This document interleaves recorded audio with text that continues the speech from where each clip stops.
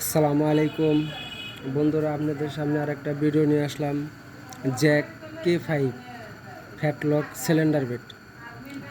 এই মেশিনে কাজ করার সময় অনেক সময় দেখা যাচ্ছে যে পানের সুতা ফেঁসে যায়। লোপারের সুতা কাটলে পানে সুতা ফেঁসে যায়। সুতা আমরা কীভাবে ছাড়াই দেখেন, অপারেটররা নাইফ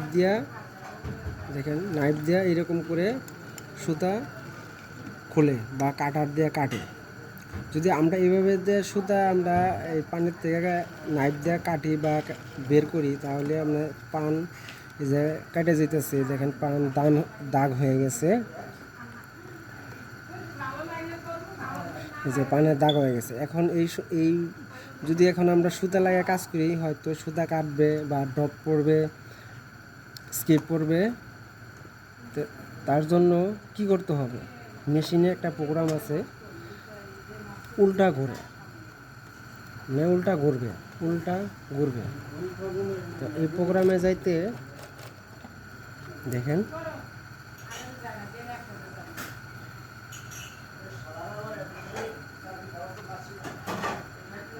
উল্টা ঘোরানোর জন্য তাহলে কিভাবে করবেন দেখেন। সুইচটা বন্ধ করবেন, মেশিনের সুইচ বন্ধ করবেন।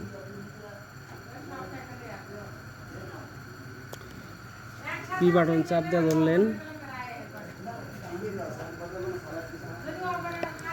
এনে আসছে 165 যাবেন হলো 200,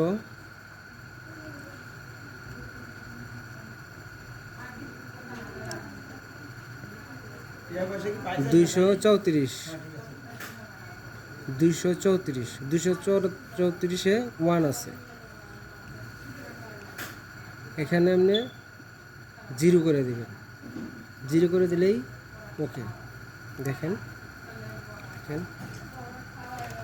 উল্টা করতেছে, দেখেন এখন উল্টা করতেছে।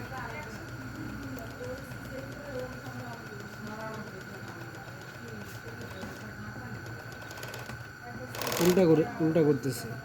এখন আপনি আমার সুতা মানে উল্টা ঘুরে সুতা খোলার পরে এখন শেষ, সুতা ঘোরানো শেষ। আবার ঠিক করবেন কিভাবে দেখেন। তাহলে আবার আপনি এইখান তো যাইতে পারবেন। মনে করেন যে আমি যদি এরা সুইচ বন্ধ করে ফেলাই, মনে করেন সুইচ বন্ধ করে ফেলাইলাম, আপনি এখনও যাইতে পারবেন। এখন এটা চাপ দিলে আপনার এই প্রোগ্রামটা আসবে। এটা কিন্তু ভিতরে প্রোগ্রাম, এটা বাইরে না, এটা ভিতরে। এটা যদি আপনি এই যে পি বাটন চাপ দিলে আপনার আসবে, পি বাটন চাপ দিলে সেভ দিয়ে আসবে। আবার যদি এই যে সুইচ বন্ধ করে ফেলাইলাম বা আমি সুইচ বন্ধ করে ফেলাইছি, এখন তাহলে আবার পি বাটন চাপ না দিলে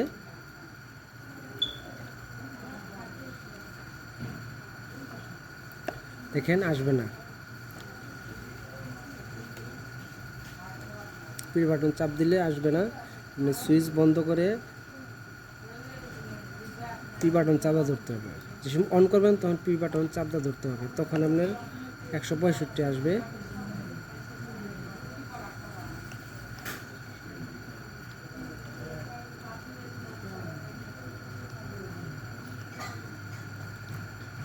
এই ঠিক আছে বন্ধুরা, এভাবে করবেন।